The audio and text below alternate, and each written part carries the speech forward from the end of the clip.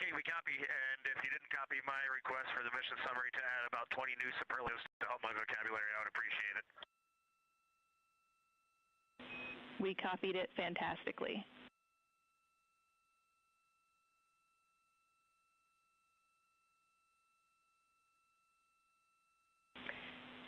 In integrity science, this is basically wrapping up your fly-by-day observations. I can't say enough how much science we've already learned and how much inspiration you've provided to our entire team, the lunar science community, and the entire world with what you were able to bring today. You really brought the moon closer for us today, and we cannot say thank you enough. And science signing off, and can't wait to talk to you tomorrow morning.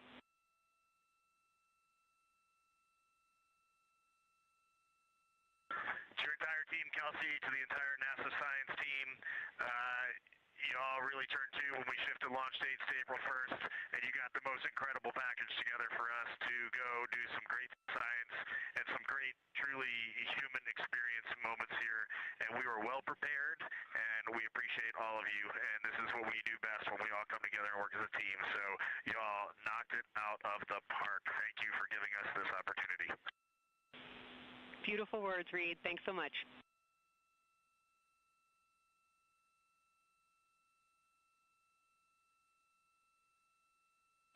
And this is Artemis Mission Control. The lunar flyby observation period is starting to come to a close following that eclipse. And there on your screen you can see a look into the Science Evaluation Room, or the SIR, which is embedded within Mission Control to provide science input. And they provided that input throughout the live flyby operations today. They also have a back room called the Science Mission Operations Room that processes data, evaluates imagery, and supports rapid analysis. And then, of course, we have the science officer on console here in the Artemis Flight Control Room, which you can see a view there on the bottom right-hand corner of your screen. The science officer throughout the flyby operations today has been Kelsey Young, who is the Artemis Science Flight Operations Lead.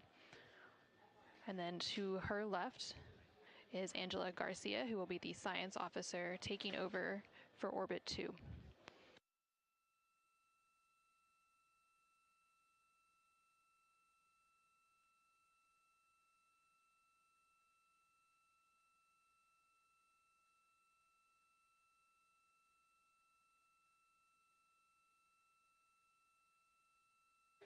And for the past 7 hours or so, the crew has been going through their lunar flyby observation period. And now they will wrap up that period and complete some final tasks and begin downlinking some of the amazing imagery that they've captured throughout the day, as well as some of the observations that they've recorded. And now on your screen, you're seeing a live look from the Orion spacecraft from those solar array wing cameras. The solar eclipse period ended just a few minutes ago, and during this eclipse, towards the end of the flyby window, it lasted about an hour, and it was when the sun was hidden from view behind the opposite side of the moon from the perspective of the Orion spacecraft and its crew. And during that time, the crew saw a mostly dark moon, and they used the opportunity to analyze the solar corona, which is the sun's outermost atmosphere, while it was visible. And then once the sun was completely out of view behind the moon, the crew looked for impact flashes, which they reported seeing multiple impact flashes, and those are flashes of light from meteoroids striking the surface of the moon. They also looked for dust lofting above the limb or the edge of the moon, along with some deep space targets, including planets. And they noticed Mars off to the distance, and we also saw Venus on one of the solar array wing cameras early on in the eclipse period. The crew also looked at parts of the moon illuminated by Earthshine, which is the sunlight reflected from the Earth when they come around toward the moon's near side at the very end of that flyby window.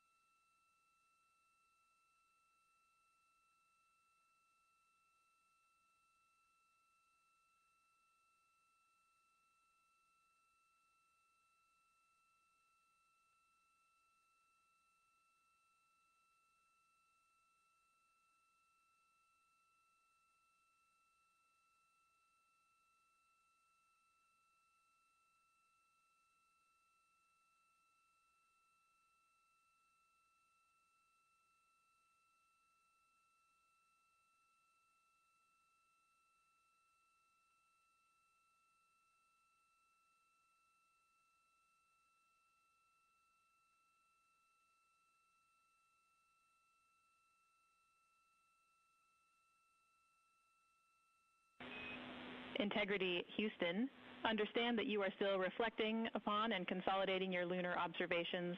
At your convenience, I have 2 items related to the upcoming VIP event.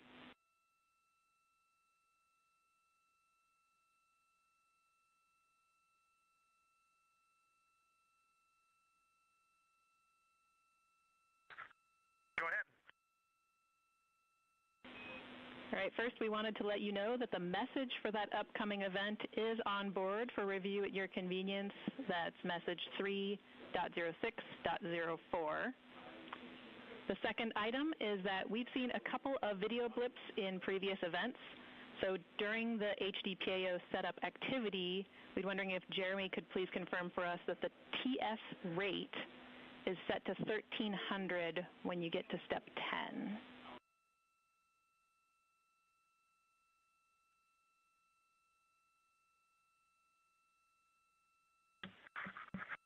Okay, Jenny. Yeah, we're pretty sure we've been in 1300 for all the PAO events. We've been tracking that when we swap between the HHP and the D5. We copy, Jeremy. Thanks. And for the record, the phenomenal Jenny has gone on to her next appointment of the day, and you've now got Tess with you.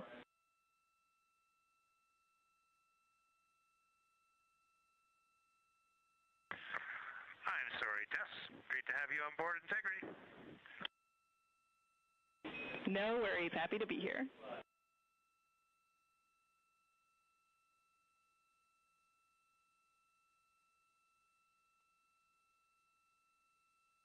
This is Artemis Mission Control. We heard some communication there between the Capcom or capsule communicator here in Mission Control, which for Orbit 2 is Tess Caswell, and the CSA or Canadian Space Agency astronaut on board the Orion spacecraft, Jeremy Hansen.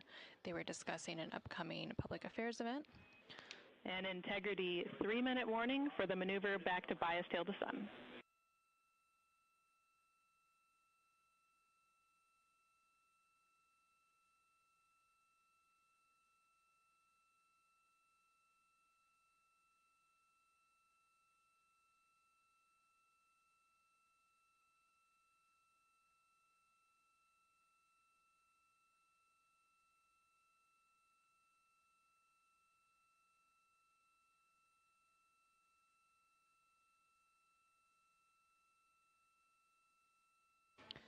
The crew on board the Orion spacecraft recently completed their lunar observation period.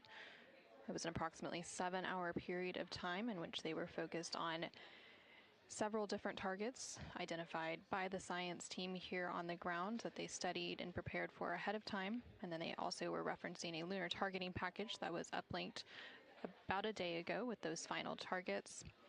Now they are completing some post-lunar flyby activities, so they're working to clean up their observations that they've made and also working to downlink some of the photos that they've taken throughout the day. The science team here on the ground will then work to get as much data as they can overnight, and then there will be a post-flyby conference tomorrow after the crew wakes up. And that's not a debrief, but a science data collection to capture their nuanced experience while they're still in the field and the experience is still fresh. And then, of course, there will also be a public affairs downlink event later in the day. Now that once the post-lunar flyby activities are complete, and then after that, the crew will go into some of their final activities for the day. They will have a private medical conference or PMC with the medical teams here on the ground. These are regular conferences that they have at the end of every day, and then there's also a flight director conference that they will have before they go into their pre-sleep period, during which they can complete hygiene activities and they will have the chance to eat their dinner and complete any other final personal activities for the day before they head into their sleep period.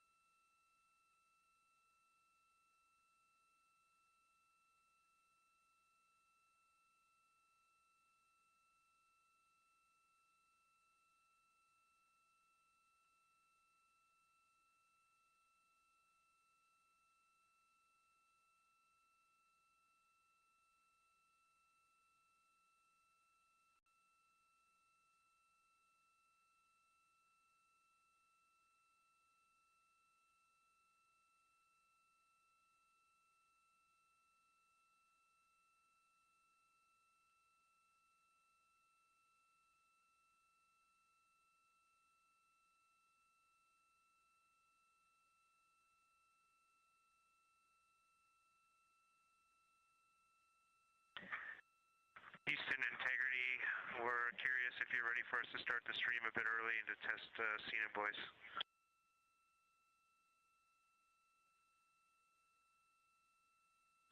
Checking.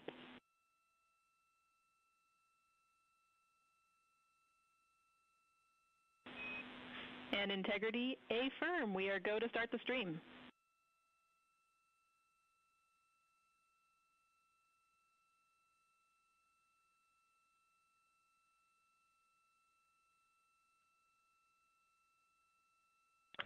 Okay, Houston, the stream has started. We checked the TS rates 1300 and audio is true. So I will give you a voice check now on the mic. We copy. Good settings, and we've got a good view.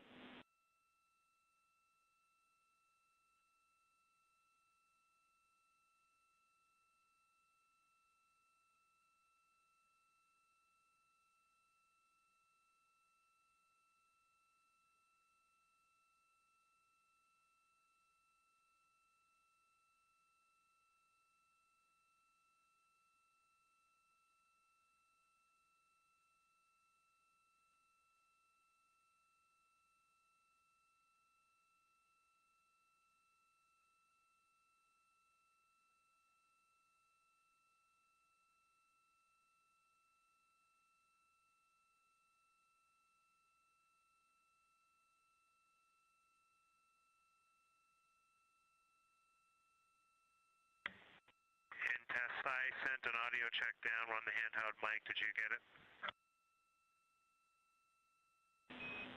Sorry for the delay, Jeremy. We were talking that a bit, but it was a bit broken, so please repeat for us.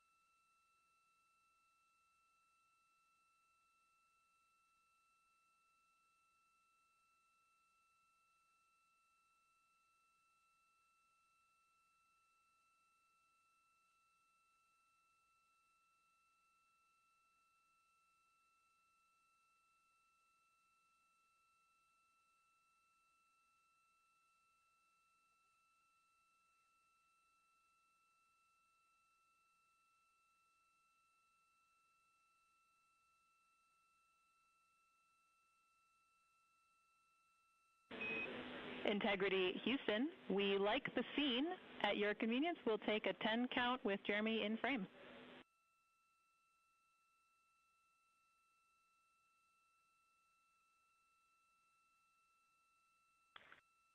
Okay, copy that. Give us 2 minutes and or 1 minute and we'll do that. Copy.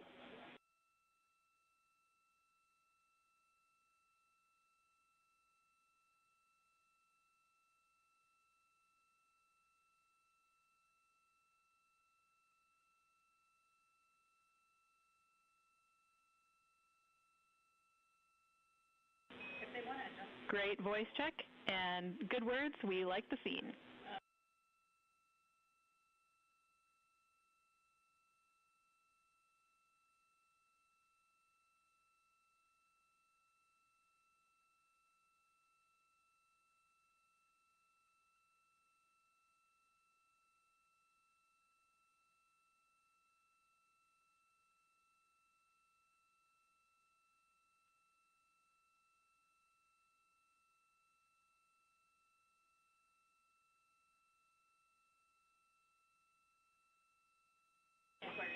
And Integrity Houston, we are seeing a black cable going right through the middle of the scene. At your convenience, if you would please move that, PAO would appreciate it.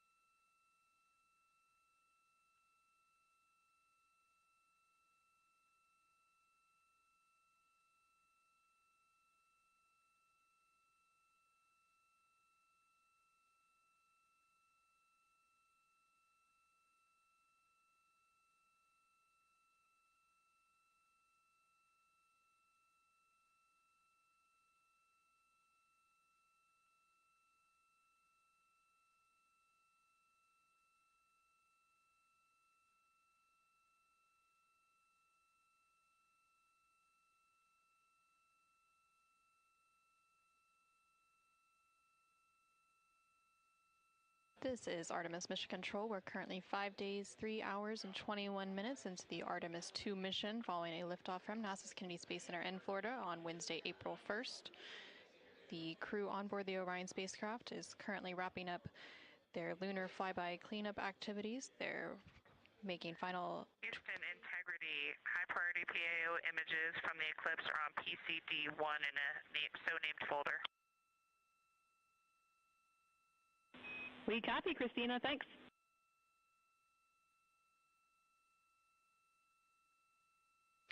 And NASA astronaut Christina Cook there calling down to the ground regarding some public affairs imagery that was captured during the lunar flyby activities.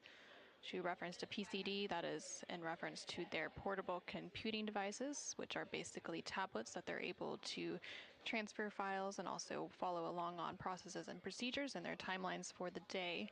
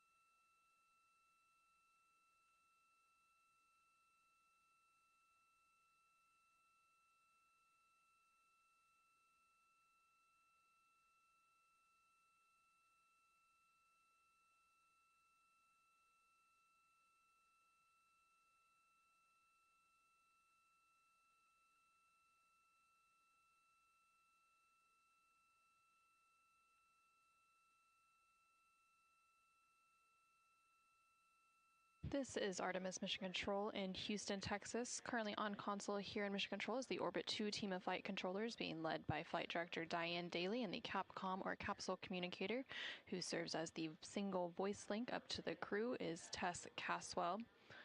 The crew on board the Orion spacecraft recently wrapped up their lunar flyby observation period, and now they are completing some cleanup activities and transferring some data and files down to the ground following that lunar flyby. Many of these files will be analyzed by the science team overnight in advance of a post-lunar flyby conference tomorrow once the crew wakes up. The crew is also preparing for an upcoming public affairs downlink event. And then following that downlink, they will have a few final activities for the day, including a private medical conference with their team here on the ground. These are standard conferences that happen at the end of every day, and they'll also have a private conference with the flight director here in Mission Control to go over the vehicle status and any other questions or concerns they may have for the remainder of their flight.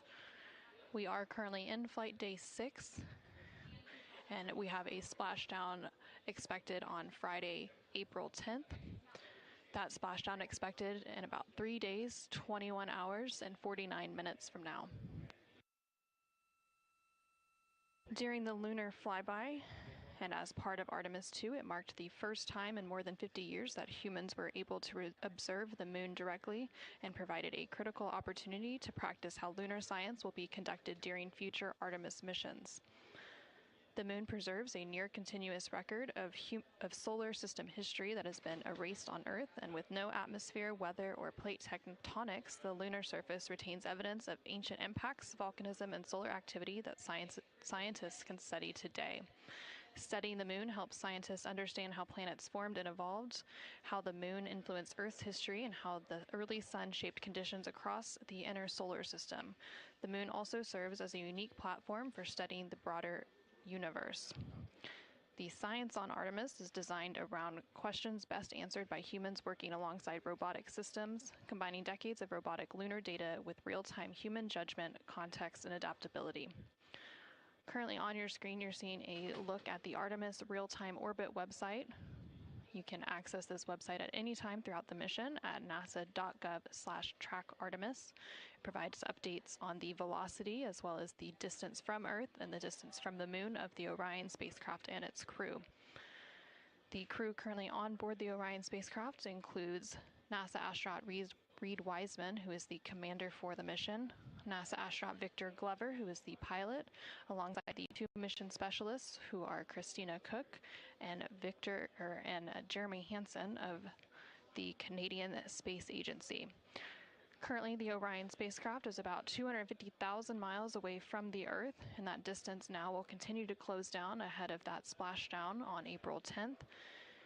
And they are now about 8,100 miles away from the moon, and that distance will continue to increase as they are now in the return leg of their journey.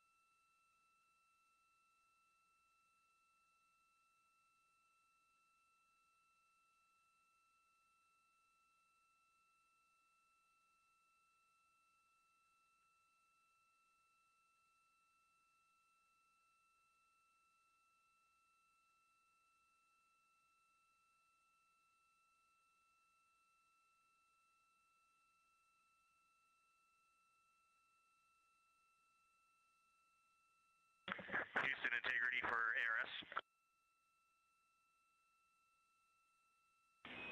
Go ahead, Integrity.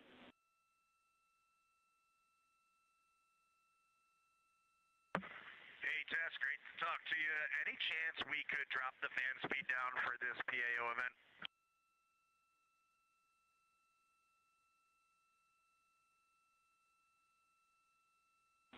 We will put that in work. Great to be talking to you, too.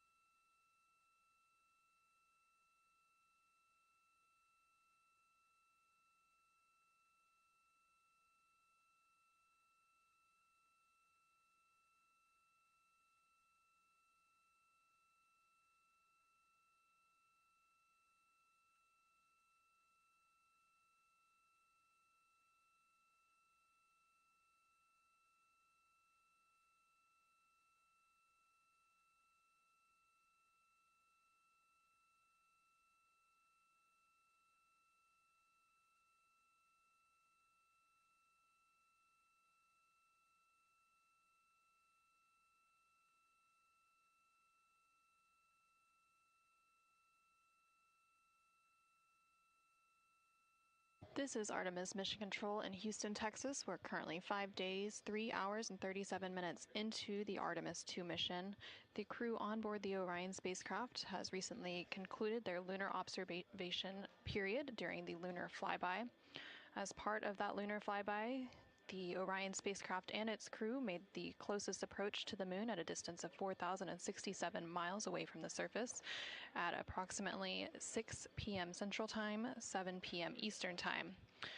Now, although the Artemis II mission is a new opportunity to study the moon, teams are also conducting other scientific experiments, including on the crew themselves. Here's a little bit more about the science of the mission. Artemis II is our return of humans to the moon, flying around the moon on board Orion.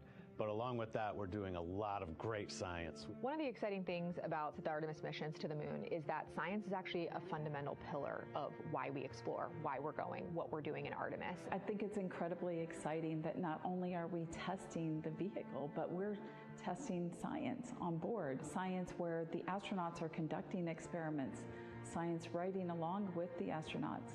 We have astronauts looking outside the window and really observing the lunar surface. It will help us understand the deep space environment. It will help us understand how that environment affects our astronauts, our systems, and life in general.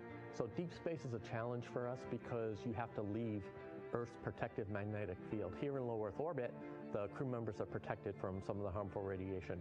Going to the moon, they'll no longer be protected, so they'll have a higher radiation exposure. Much like Artemis I, we have so many radiation sensors and detectors that are inside the capsule so that we can fully understand and appreciate the radiation environment for protecting our astronauts. In my hand here, I'm holding a tissue chip model. This is the exact design that it's going to be flying alongside the astronauts.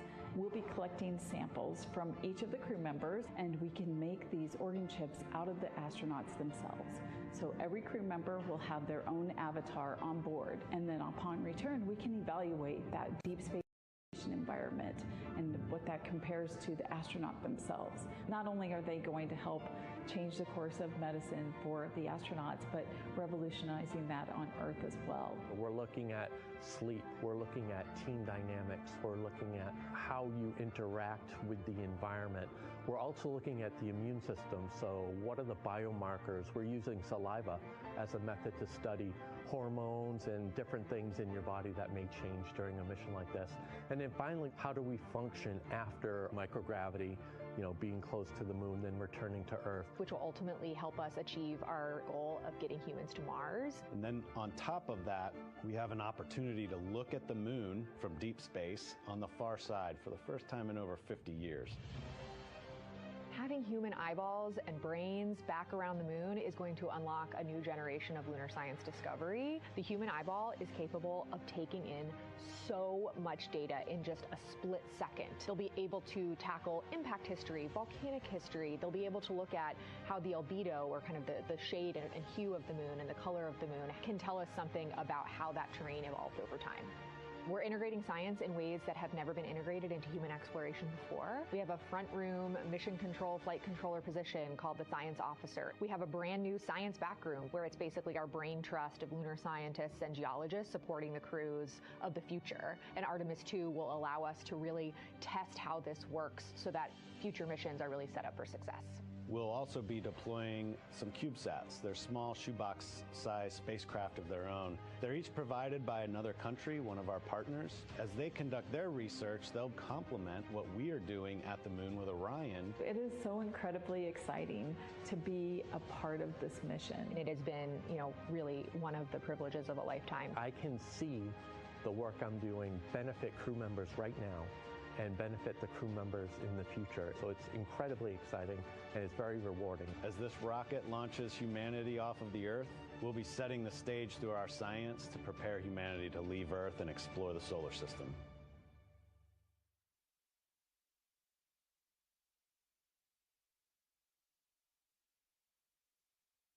And as part of that, we are going to inhibit cabin leak detection. The edge key manual response is still available.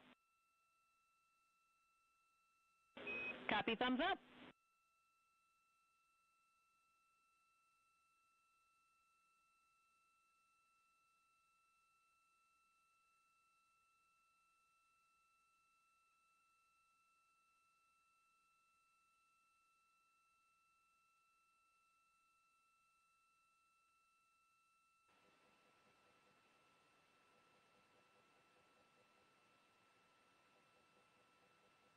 This is Artemis Mission Control. Again, we're hearing some communication between the ground here and the Artemis Flight Control Room in Houston, Texas, specifically the Capcom or Capsule Communicator, who for Orbit 2 is Tess Caswell, and the crew on board the Orion spacecraft, that spacecraft named Integrity by its crew. They are preparing for an upcoming public affairs event, so they are discussing the camera views, which we will see here shortly. There on your screen on the left-hand side, you can see the Artemis Real-Time Orbit website, or ARO.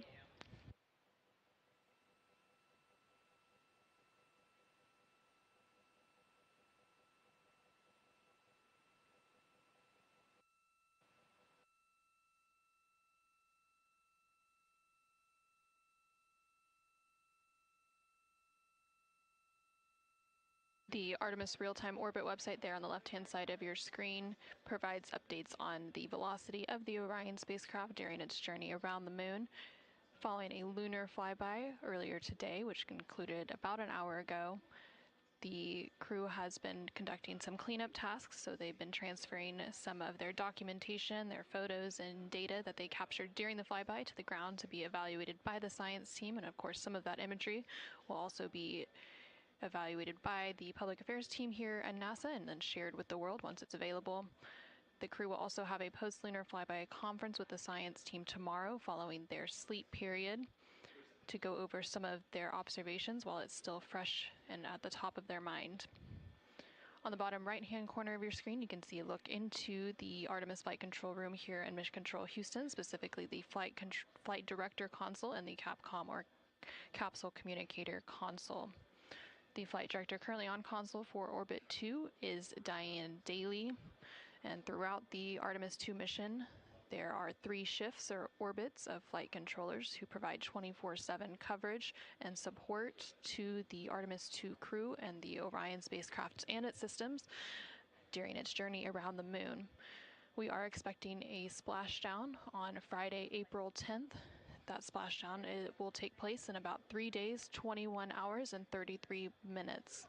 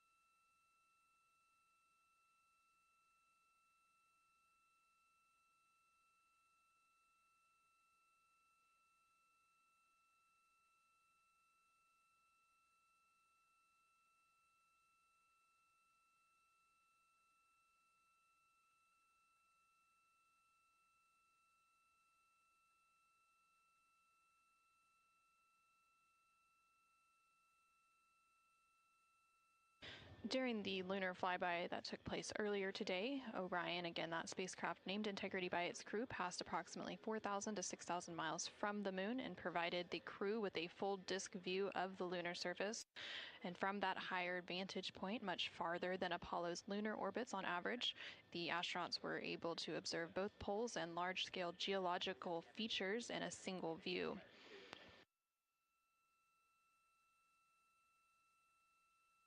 And there on your screen, you're currently seeing a live look inside the cabin of the Orion spacecraft. Integrity Houston, we are 3 minutes out from an on-time start, and we have adjusted the fan speed. We'll take a thumbs up if you're happy with it. Copy, thumbs up.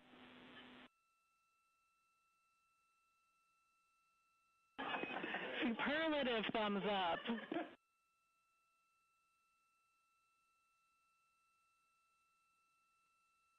And there on your screen, you can see all of the Artemis II crew members.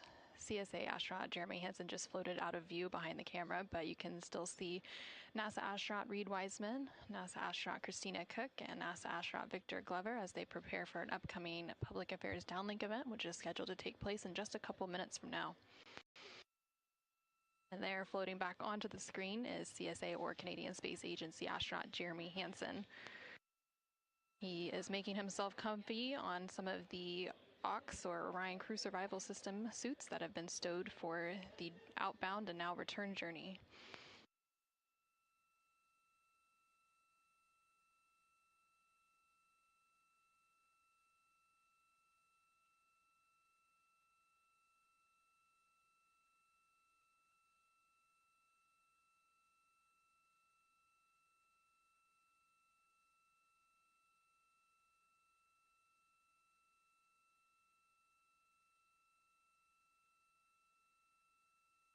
Shortly after the completion of these couple of public affairs downlink events, the crew will begin winding down for their day, and they will have the opportunity to eat dinner. Some of the items on their menu today for dinner include chicken with corn and black beans, sweet and sour pork, rice pilaf, spicy green beans, citrus fruit salad, and maple cream cookies. All of the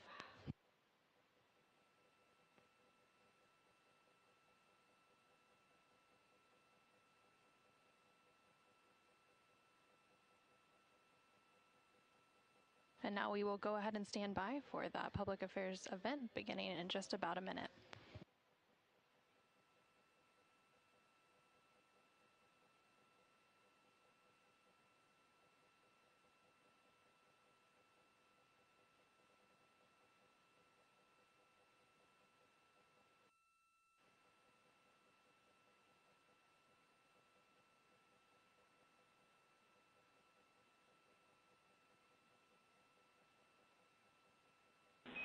Integrity Houston, no action for the DU-1 caution. We're taking a look.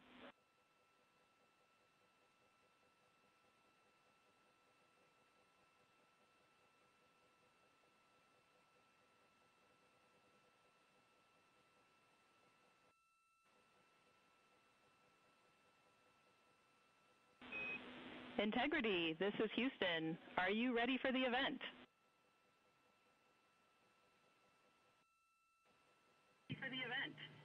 Hello, Houston. Integrity is ready for the event. Administrator Isaacman, this is Mission Control Houston. Please call Integrity for a voice check. Integrity, Jared Isaacman, comm check.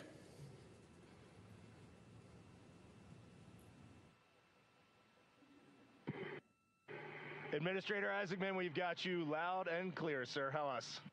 I've got you loud and clear. Artemis II crew, we have a very special guest who wanted to be the first person to greet you after your return from the far side of the moon.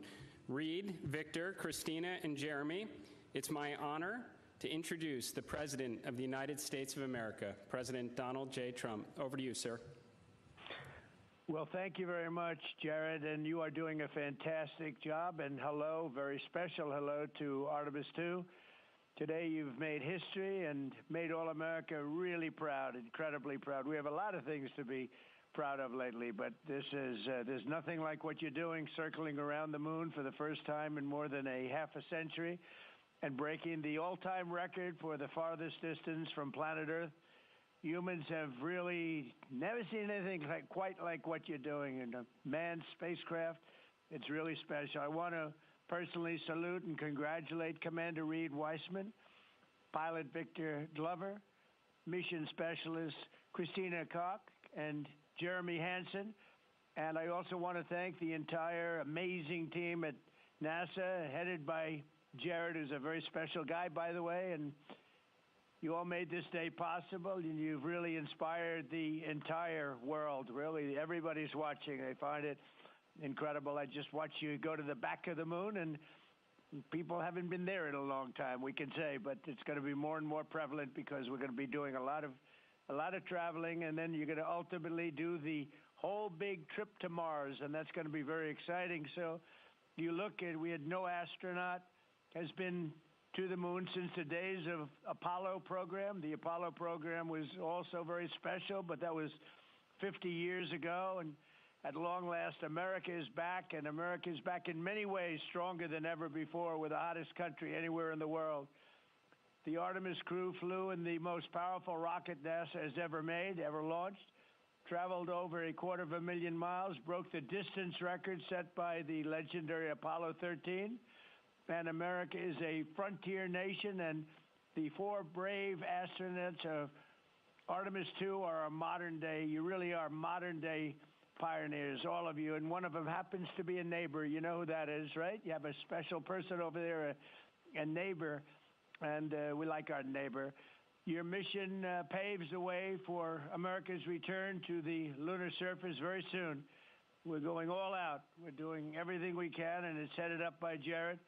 We'll plant our flag once again, and this time we won't just leave footprints. We'll establish a permanent presence on the moon, and we'll push on to Mars. That'll be very exciting. I'm waiting for that so much. I'd love to be here, but maybe we won't quite make it in terms of timing, but we will be up in the moon, and that's going to happen soon. So America will be second to none in space and everything else that we're doing, and we will continue to lead the whole thing into the stars, this incredible journey into the stars. So I just wanted, it's an honor to speak to you, and I wanted to congratulate each and every one of you. And tell me, what is the most unforgettable part of this really historic day? The whole world is watching and listening. Please tell me.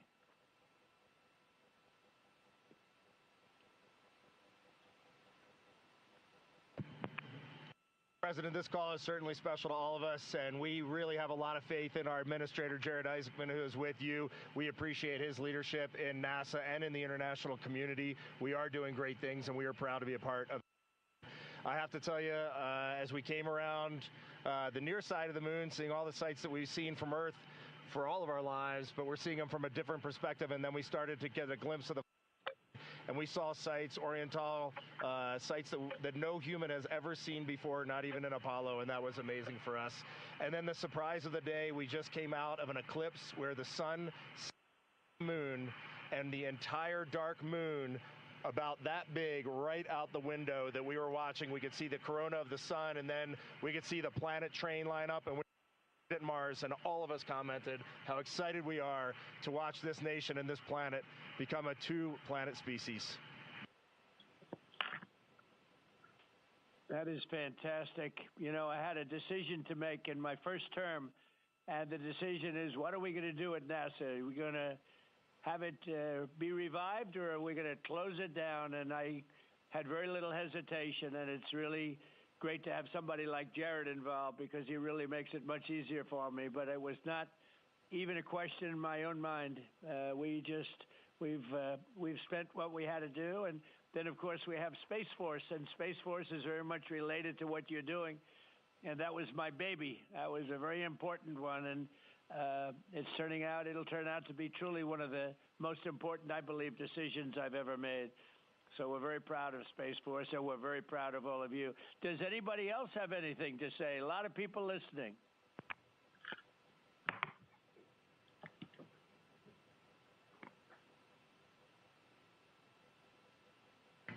Mr. President, To be here with you speaking about our incredible day today. I think one of the biggest highlights was coming back from the far side of the moon and having the first glimpses of planet Earth again after being out of communication for about 45 minutes. It really just reminds you what a special place we have and how important it is for our nation to lead and not follow in exploring deep space. I'd like to ask, what was your feeling when you had no communication, zero communication? All of a sudden it was cut off by, obviously, your very special location. What was your feeling when you had no communication? A little bit different, perhaps?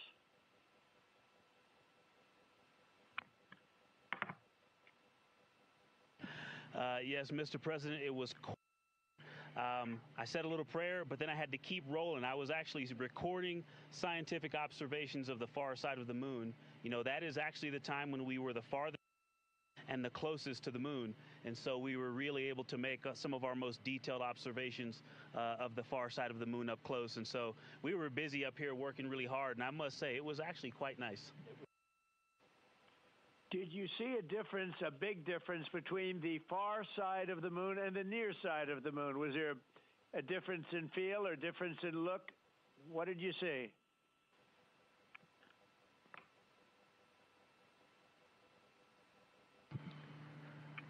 Well, Mr. President, we certainly did, and our science team really set us up well to understand what they thought we might see. And the gravitational pull of the Earth has had a profound effect on the near side of the moon, changing all those dark mares, those dark patches of the moon you see from Earth. It's very different on the far side. While you see some small patches of those mare in deep craters, it's very much absent on that side, so that's really neat. And while I have the microphone, sir, I just want to thank you on behalf of Canada. The space leadership you spoke of from America truly is extraordinary. I've said this many times before. A nation that leads like that and creates and sets big goals for humanity that brings other countries along with it is truly incredible. And I know that's a very intentional, not a necessary decision, intentional decision to lead by example and to allow other countries like Canada to share our gifts and help you achieve these mutually beneficial goals, like establishing a presence on the moon and eventually going to Mars. And Canadians are so proud to be a part of this program. Well, I have to say I spoke to a very special person, Wayne Gretzky, who I think you know, the great one. And I spoke to your Prime Minister and many other friends I have in Canada. They are so proud of you. And you have a lot of courage. I'm not sure if they'd want to do that. I'm not even sure if the great one would want to do that, to be honest with you. But you have a lot of courage doing what you're doing, a lot of bravery and a lot of genius. But they're very, very proud of you.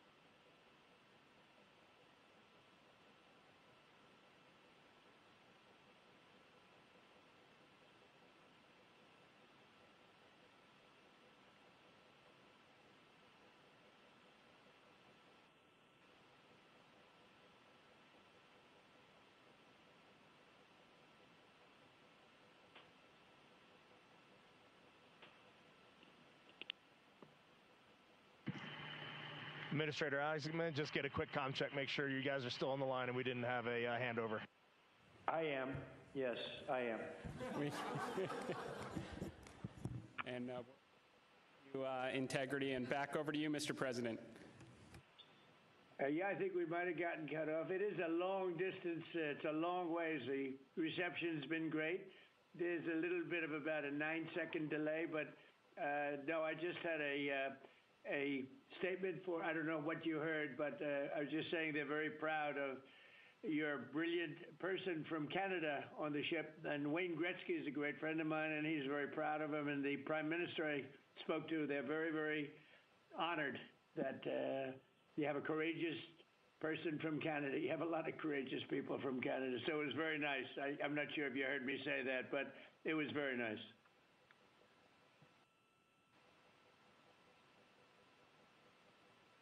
Yes, Mr. President, we heard that, and we do love our Jeremy Hansen. We love all our Canadian astronauts, Jenny Gibbons, Josh Kutrick.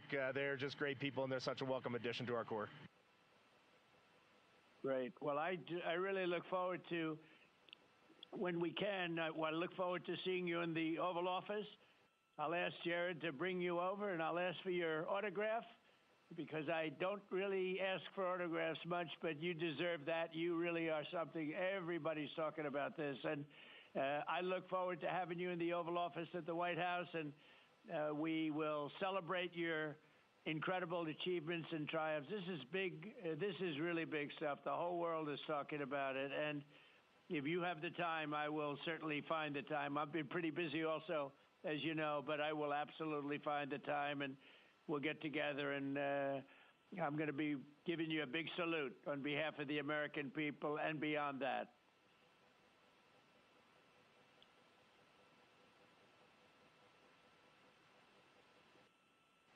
Thank you for that, Mr. President. And when you want us, we will be there. And thank you for your leadership. Thank you to Jared for his leadership. Really, thank you for taking the time out today to visit NASA. It's really special for us, but it's really special for the team on the ground. A whole team of people all around the world pulled this off, and we just want to say thank you to all of you for this. It is the thrill and honor of a lifetime to have been on this journey. Today was amazing, but this 3-year journey has been amazing, and it was made possible by the American people and the Canadian people, and we're so grateful to you all. Thank you very much. Well, thank you very much. And Jared, congratulations. We'll see you soon. And I know that you have Mars very much in your mind, so we'll start thinking about that pretty soon, I think. And thank you. Congratulations to everybody. I'll see you at the Oval Office. Thank you for your time, Mr. President. It's been an honor. Thank you very much. Bye. Bye. Integrity. This is Houston ACR. That concludes the event. Thank you. Thank you to all participants. Integrity, we are now resuming operational audio communications.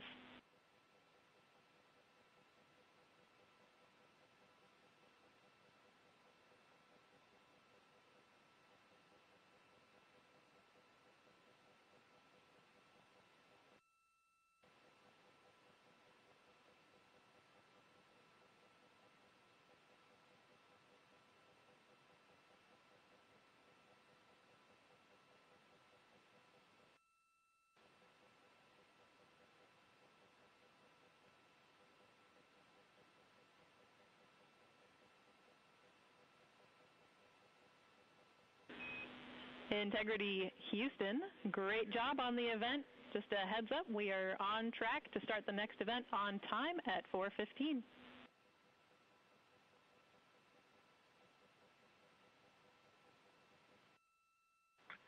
Okay, sounds great. We'll be ready.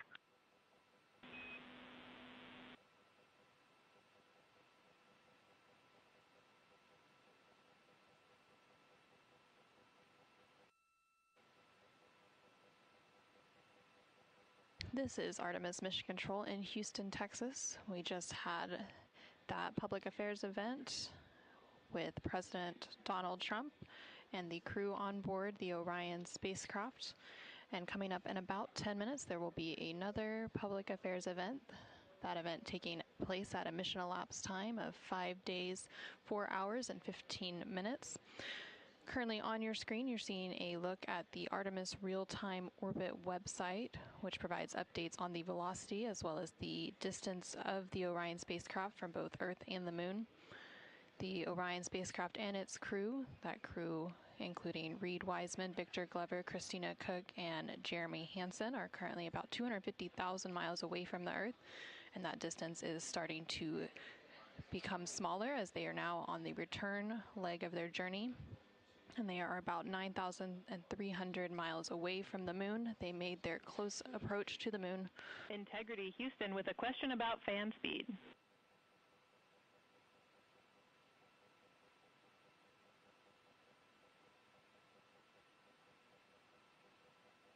Go ahead. Hey, Reed, we were wondering if this adjusted fan speed is something that you would like to keep going forward, or if it was just a specific change request for the events this evening.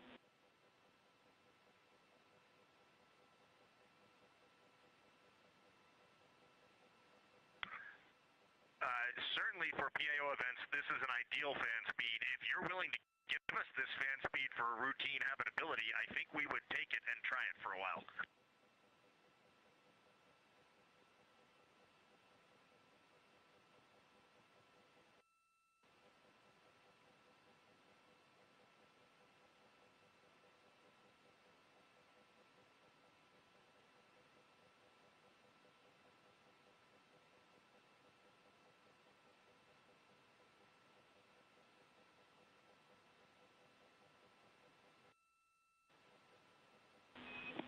And Reed, we are able to support keeping the fan speed in this config. Happy to keep it here to collect data.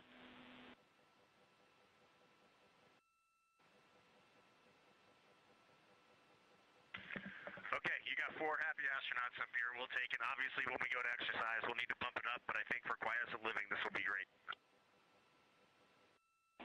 We copy, and we love seeing those smiles.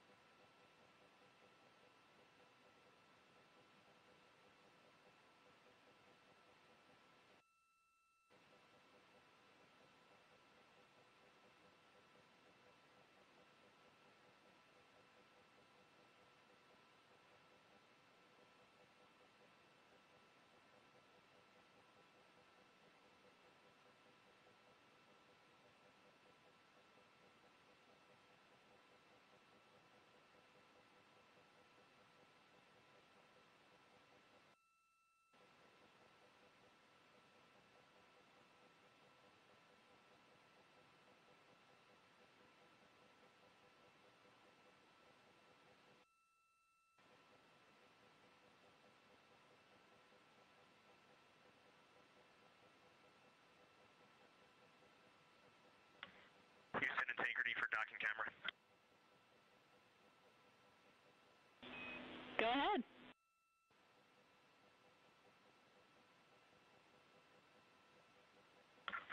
Just want to make sure we have the config you're expecting. I have the dual camera bracket is installed, the window shade is closed, and the docking camera is stowed in its Alpha 3 storage area.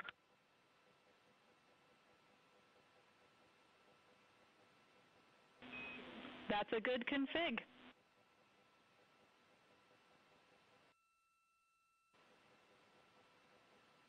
Thank you. And while I've got you, we are 3 minutes out from an on-time start of the next event.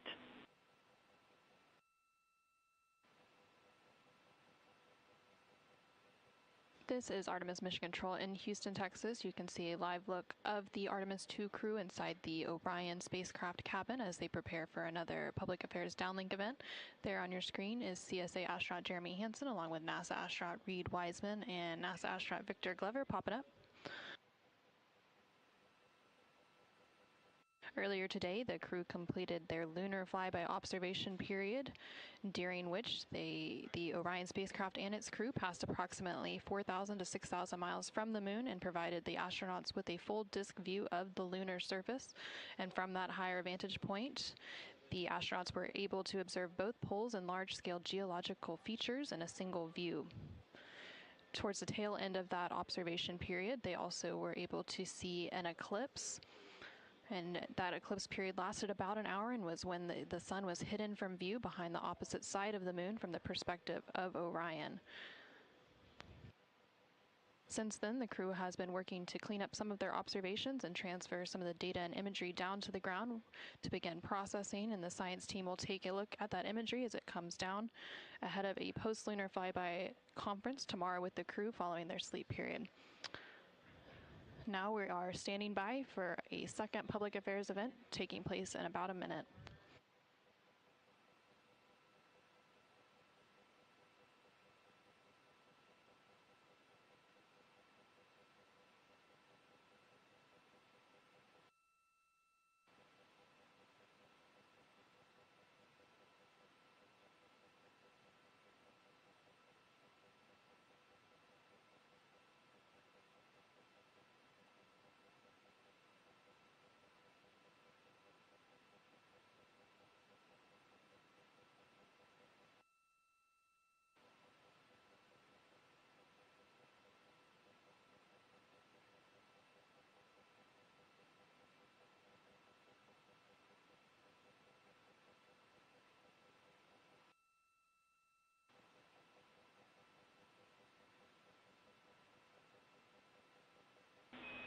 Integrity, this is Houston. Are you ready for the event?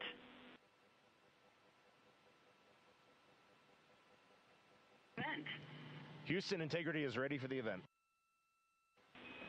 Administrator Isaacman, this is Mission Control Houston. Please call Integrity for a voice check. Integrity, Jared Isaacman, ComCheck.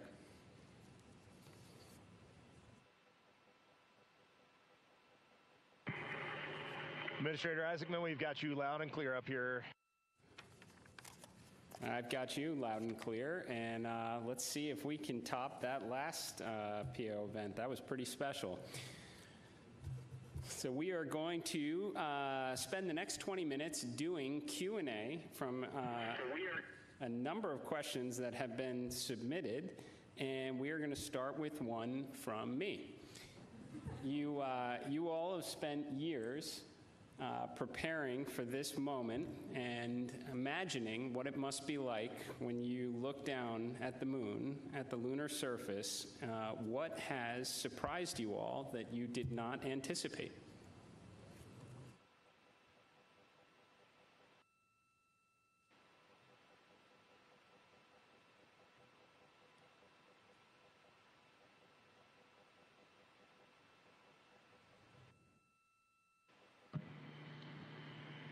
Go ahead. Oh. It's on. Administrator, great to chat with you. Just something that just shocked me because I'm really using imagery and just the three-dimensionality of it. You know from your experience of seeing the Earth from space how it just seems different, and you look out in depth of things. And when we were on the far side of the moon looking back at Earth, it was just so obvious. You had this sphere out in front of you of the moon and this three-dimensional. You really felt like you weren't in a capsule. You'd been transported to the far side of the moon, and it really just bent your mind. It was an extraordinary human experience. I'm so grateful for it.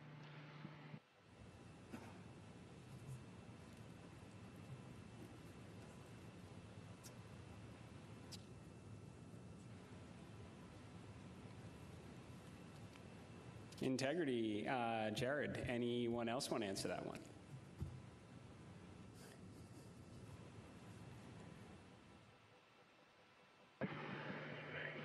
You know, we had an amazing launch. The SLS is quite a powerful rocket, and got us into a 1,200 by, eventually a 100-mile orbit, and clearly power and speed, and then we did our translunar injection, and we were going quite fast. And so with all of that speed, though, it still took us days to get here. And so the scope of all of the things to a 321-foot tall rocket was amazing. It just puts the power required to do this in perspective. But then even with all that power and to get to those velocities, it still took us days. And the breadth of the distance we had to cover. Watching the distance from Earth count up and the distance from the moon count down was one of the most surprising things I've enjoyed. Well, as I was trying to formulate an answer, at first I couldn't think of anything because there are so many things to choose from. I'll try to just narrow it down, but I'm going to go with something we did yesterday, a manual power flight test objective, where we just basically got to sit at the vehicle. It was Jeremy and I this time, and just drive around using the rotational hand controller, basically just drive it with the stick, and how well it handled, how tight the control algorithms were, and watching it respond when we actually degraded it on purpose by going into 3 degrees of freedom control, by actually inhibiting some of the jets, which even though we have jet redundancy, of course, for each other in these complicated algorithms. So it was just amazing to be in a deep spacecraft and just be flying it around by hand. The one other thing I'll say, how fast it has gone by. I'm not ready to go home. I can't believe that something this cramped of quarters can fly by and still be fun every single minute. And I'll just close out with, I think just scale, Jared, is the thing that is just blowing my mind. You flew Polaris Dawn to some amazing apogee numbers, and on the International Space Station, we're 250 nautical miles up, and that's the most beautiful view I think a human could ever experience. And we are dealing with numbers that are 250,000 miles, and every time Mission Control points this vehicle either at the moon or at Earth, and it reminds me every day that humans have to go, we've got to explore, we got to go further to expand our knowledge, expand our horizons. And every time we take another step forward, it makes the world seem a little bit smaller and a little bit more manageable. And just putting these numbers in perspective, it is impossible as a human to look at these displays and comprehend them. But here we are, and NASA is doing this, an international team is doing this, and they're doing it very well. Excellent words, Integrity. So certainly a very wild insertion orbit. I can imagine the contrast between perigee and apogee, the scale of it all, the 3D, seeing the moon come alive, and then certainly manual control. Well, every Dragon crew for the last 5 years is very jealous on that. Okay, so we're going to questions here. This one, the Artemis II crew, inspire all of us, but what inspires you?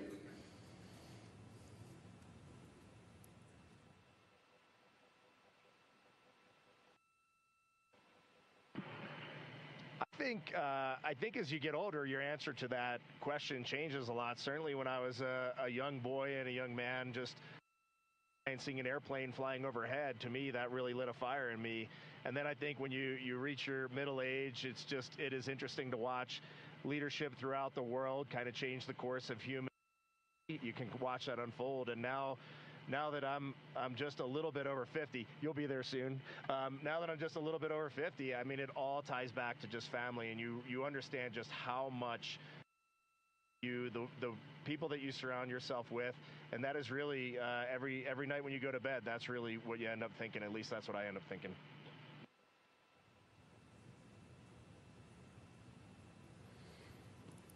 Thank you. All right, so here's a question. It's a good one. So for the Artemis III crew, what is the advice you would pass along for the next astronauts that will go in Orion?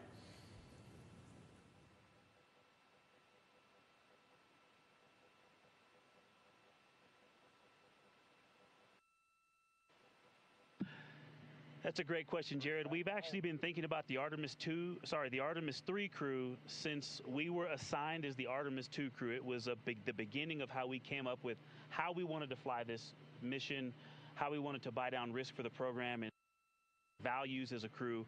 And so, over the course of these 3 years, we've taken a lot of notes. So we've almost got a book to hand them. But I think a few practical things, just sitting here, we've been living for the past 6 days, how you pack is a huge impact to how you will live on the journey.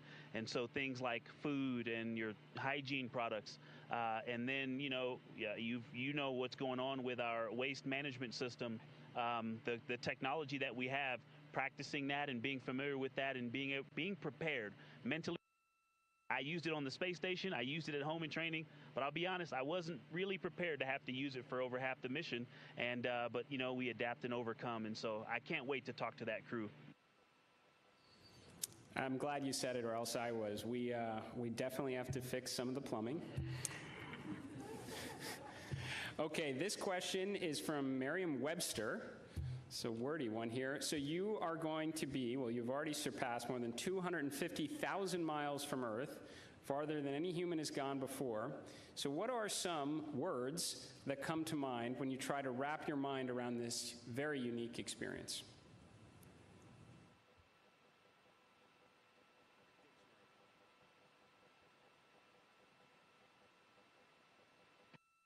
I'll be honest with you, the main word, because superlatives just don't do it justice, is humility. We would never be here if it weren't for so many people that came before us, starting with Neil Armstrong, Katherine Johnson, Dorothy Vaughan, civil rights movement leaders, everyone who worked on this spacecraft. Before we got here in our 3 years of training, we went all over the country and even to our European and Canadian partners to see the people who have put their hands on this hardware, the millions of parts from every valve, to this entire thing, the people that put on harnesses every day to rig it up in the VAB. They all passed the record. We definitely didn't pass the record up here alone. So this is actually very similar to the question the President of the United States asked just a brief bit ago. But during the quiet moments on your journey, when you were out of contact with everyone here on Earth, what were some of the thoughts that tended to occupy your mind most?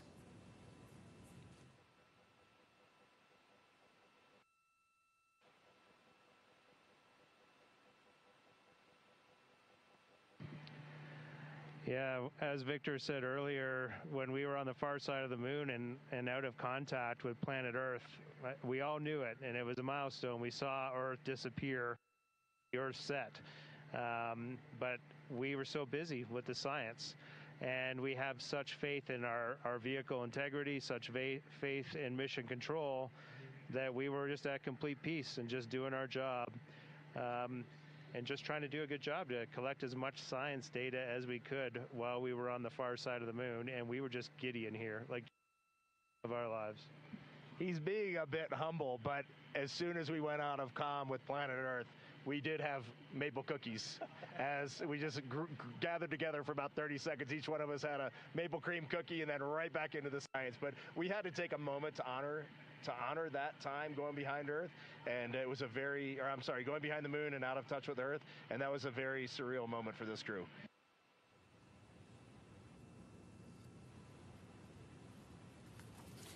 Copy that. Copy good maple cookies on the far side.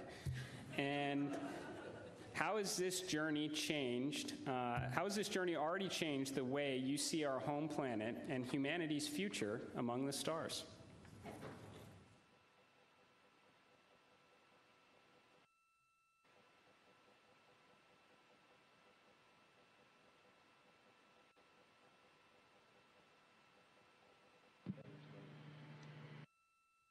There's so many directions I think we could go with that, and I just, I think that there's, global, but I think real impact is local, and is to see the Earth as an entire thing and look at it, this system, and to see it all in once.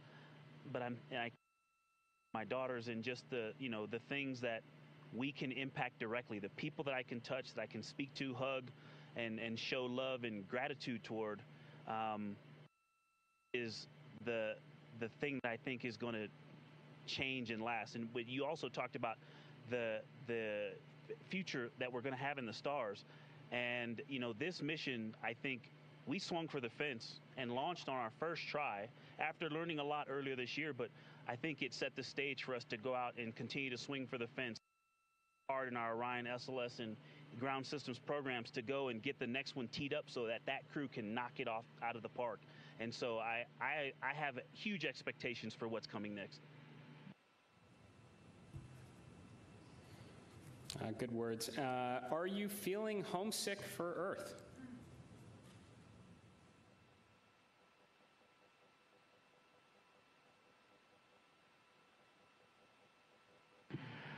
I will tell you, last of my eyes, I did start thinking about getting home. It's not homesickness at all, but the first time probably in 3 years, I let my mind get past the moon and back towards home, and I had to catch myself right there. You're an operator just like we are, and that is the place to be when you're up here. We got to look one step ahead. What's next? What's our next burn? How are we setting up our trajectory to get home?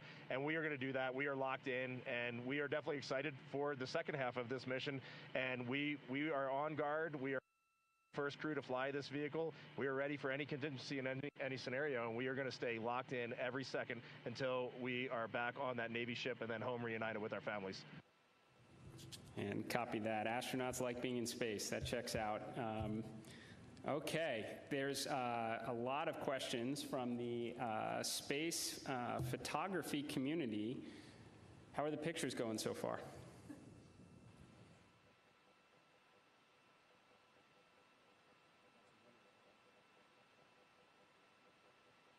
Well, we all love getting our hands on cameras and our eyes behind the lens here, because we're just trying to share the incredible things that we're seeing, and that's obviously the best way we can try to do that. I've been into night sky photography for a long time, and so this is really a dream come true for me. I have thought specifically to that community, the time lapses I've been trying to get, those are a little tougher because we have a very dynamic vehicle. It's not like being on ISS where you can get the city lights below and the auroras and the spinning stars around the North Star. There's a lot going on. But what we got to matter is out of this world. When we viewed that eclipse, that was the one time we all said, we literally cannot capture this with a camera. Everything else, I think we've really put our hearts and minds into making sure we understand so that we can bring that home to everyone. But having to set the low light features for Earthshine on the moon while it's an eclipse, that was a new one. I had to dig deep in my book for that one. And thanks for the iPhones. They've been working great. Very glad to hear that. And there are a couple billion people back here on Earth that are extremely excited to look at the imagery you've captured up there.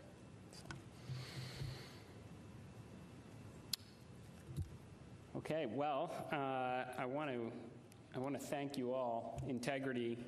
So Reed, Victor, Christina, Jeremy, on behalf of NASA and space-loving people across the world, thank you for taking us with you to the moon. Thank you for your courage all of your beautiful words that we've heard. You represent the absolute best of us. We are proud of you, and we look forward to welcoming you back safely to the good Earth very soon. Godspeed, and go Artemis II.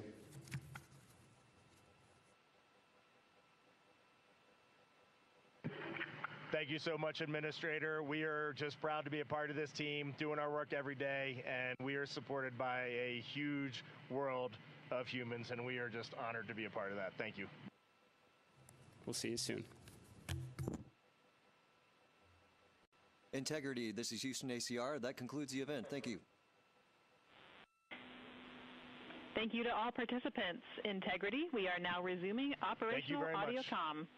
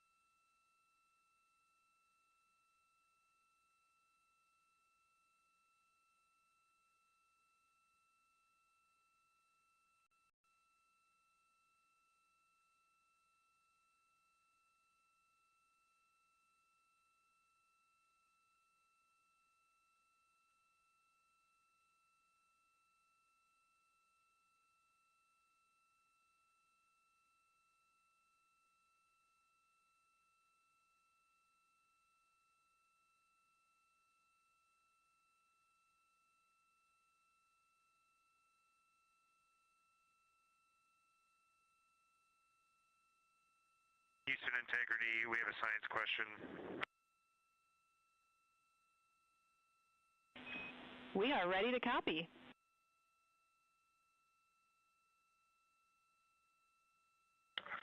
We just want to check our understanding before we go to bed, because we think we made some changes, but the procedures, were not updated as expected. We no longer have to transfer any of the audio recordings on our PCDs or any notes we made in OneNote.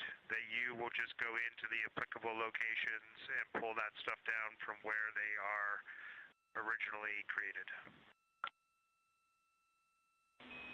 That is a good recollection, Jeremy. That is correct.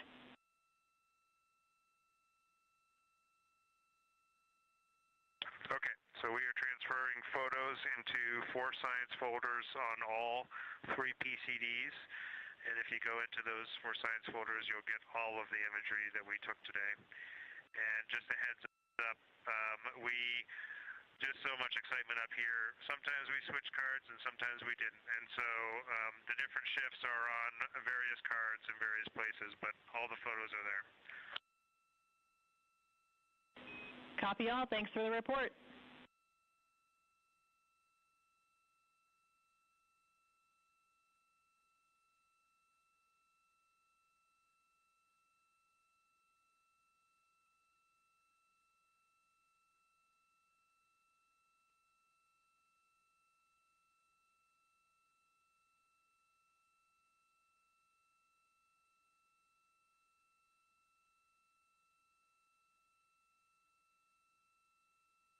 This is Artemis Mission Control in Houston, Texas. We're currently 5 days, 4 hours, and 52 minutes into the Artemis II mission. You just heard some call down from the crew on board the Orion spacecraft, and you can see a live view of the exterior of that Orion spacecraft there on your screen. They are working to downlink some of the imagery that they captured throughout the lunar flyby today. And here shortly, they are also going to wrap up some of the final activities for the day, which includes a private medical conference with their medical teams here on the ground, as well as a private conference with the flight director here on the ground to go through vehicle status and any questions, comments, concerns they may have ahead of the next flight day. After those private conferences are complete, they will then enter their pre-sleep period. During this pre-sleep period, the crew has about 2.5 hours to decompress for the day. They can also complete any necessary personal activities and hygiene activities, and it's also when they have an opportunity to eat their dinner. The meals provided to the crew throughout the mission are from the Space Food Systems Laboratory here in Houston, Texas. That team works closely with every human spaceflight crew, both on the Artemis missions as well as missions to the International Space Station ahead of launch, to taste their food and go through their standard menus and what they will expect, as well as some training on how to use the food warmers, as well as how to rehydrate some of that food. Some of the food that the crew may be eating for dinner tonight includes chicken with corn and black beans, sweet and sour pork, rice pilaf, spicy green beans, citrus fruit salad, maple cream cookies,